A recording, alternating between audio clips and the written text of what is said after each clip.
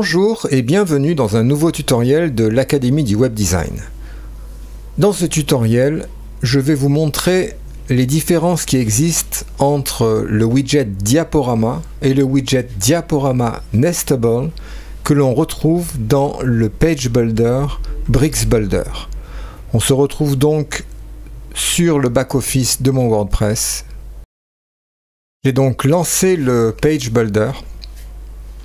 Et lorsque je survole les widgets qui se trouvent sur la gauche de mon écran, je vais trouver assez rapidement dans les onglets Général, Accordéon, Accordéon Nestable, et je vais retrouver aussi un peu plus bas dans la partie Média, Diaporama et Diaporama Nestable.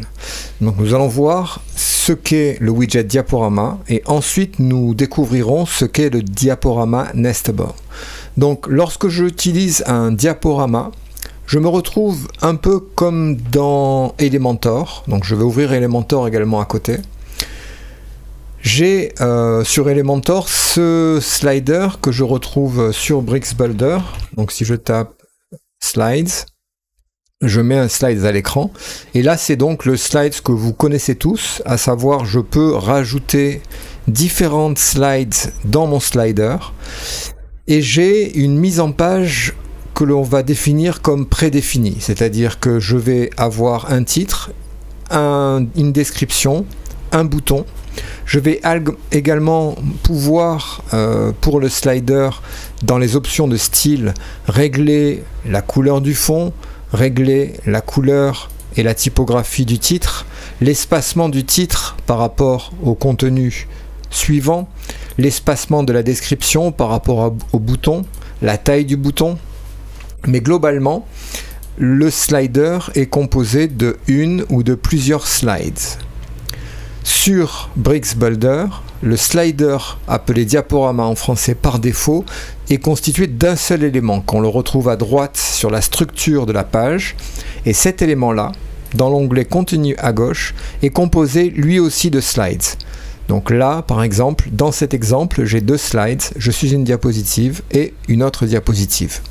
On voit que le contenu de chaque slide est identique au slider que l'on a sur Elementor, à savoir il est constitué d'un titre, d'un contenu, d'un sous-titre et d'un bouton.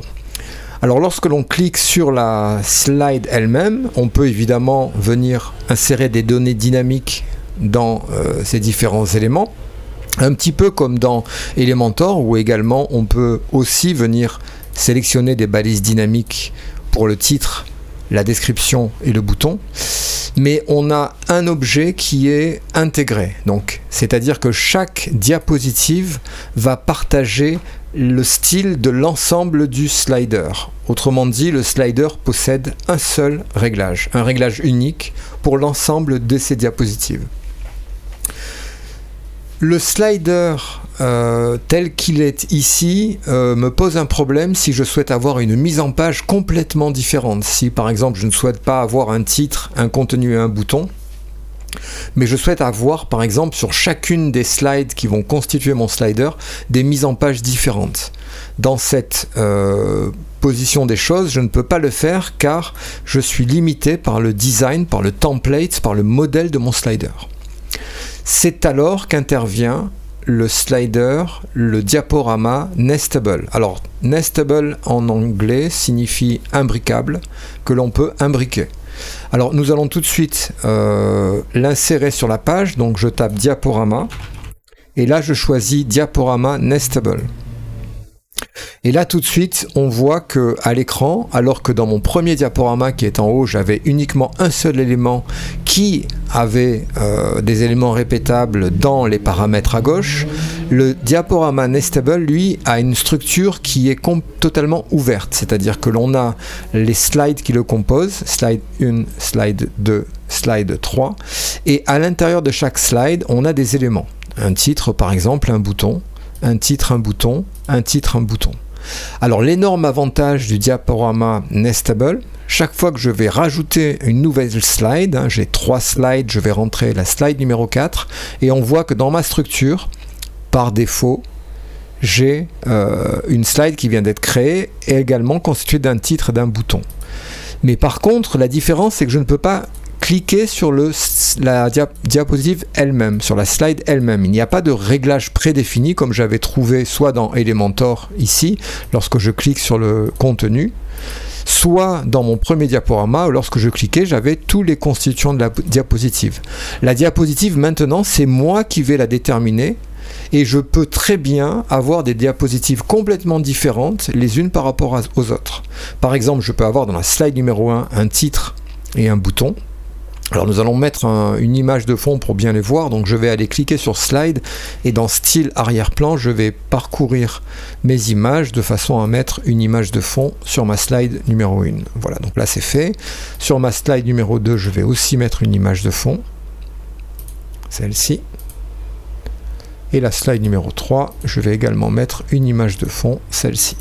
Voilà, donc là quand je teste en mode aperçu mon slider, alors le premier, c'est le même comportement, hein, c'est un slider qui est intégré, donc on ne peut pas accéder à la structure des différentes slides.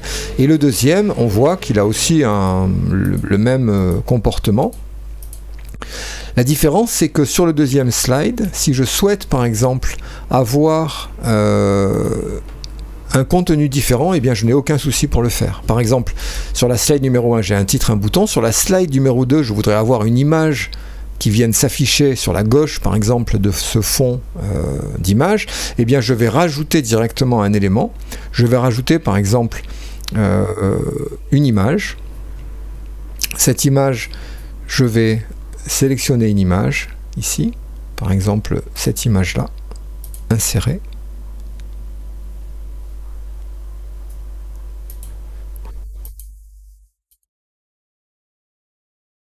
Alors c'est pas ici, c'est dans le contenu, pardon. Voilà, je viens d'insérer l'image dans mon contenu. Voilà, et on voit que, alors je vais pouvoir changer la structure d'alignement de ma slide, mais là je travaille uniquement sur une seule slide. Je vais pouvoir changer la taille de mon image, je vais pouvoir changer le placement, la mise en page, le placement flex de mon image dans la slide, hein, par exemple comme ceci. Et là, lorsque je vais prévisualiser ma slide, eh bien j'aurai la slide numéro 1 qui est constituée d'un titre et d'un bouton. Et ensuite, j'aurai la slide numéro 2, elle constituée d'une mise en page totalement différente, avec un comportement flex différent, avec une image, c'est-à-dire des composants différents. Bref, chaque slide est totalement autonome dans le diaporama Nestable. On va retrouver également la même chose aujourd'hui, hein, puisqu'on aura d'autres widgets par la suite. On va retrouver aussi l'accordéon Nestable et l'onglet Nestable. Alors très intéressant également pour avoir des contenus de panneaux qui vont être différents les uns des autres. Cela ouvre des possibilités excessivement intéressante. On n'a pas besoin d'aller installer une extension supplémentaire pour gérer des contenus différents. Donc Bricks Builder à ce niveau-là est un plugin, un page builder qui vraiment apporte des nouveautés. Notamment je pense à Elementor qui s'est un petit peu endormi sur ses lauriers, dans le sens où Elementor, eh bien aujourd'hui on doit le compléter par plusieurs extensions si l'on souhaite avoir un comportement efficace, et j'entends par là on doit généralement installer également Custom Loop Skin pour faire des boucles personnalisées, même si dans la version bêta de la nouvelle version d'Elementor on retrouve un constructeur de boucles, un Loop Builder. Bricks Builder apporte des solutions beaucoup plus rapidement aux demandes de la communauté. Donc voilà, j'ai parlé donc des éléments nestable, c'est-à-dire des éléments imbricables tels que le slider, l'accordéon et les onglets Nestable. On aura d'autres widgets qui vont arriver par la suite. Si vous avez des questions, c'est dans les commentaires. N'oubliez pas de vous abonner à la chaîne et je vous remercie. Je vous dis à bientôt pour un nouveau tutoriel.